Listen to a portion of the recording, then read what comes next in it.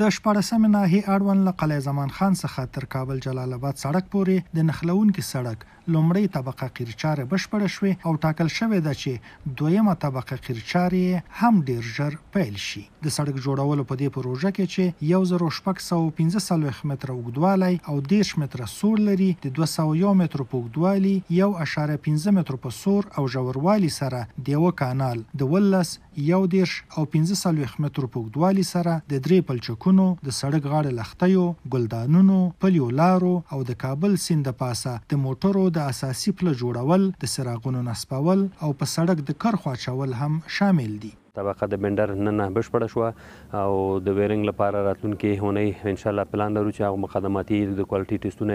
د ویرنګ د طبقې مطابق د میکس ډیزاین د چاروالۍ د نورمونو په نظر کې نیولو سره عملي کوو او ان شاء الله پر راتلونکي اونۍ کې بعد د ویرنګ طبقات بشپړ شي. د هر اکټیویټي د هر فعالیت نه په خپل وخت او زمان سره د کاري پلان مطابق منګه مقدماتي لابراتواري ټیسټونه د کوالټي په نظر کې نیولو سره منګه هغه ترسره کړي دي او اوس عملاً د کرپسټونو د انټرلاک او د سټرکچر کارونه ټول بشپړ شوي دي. صرف د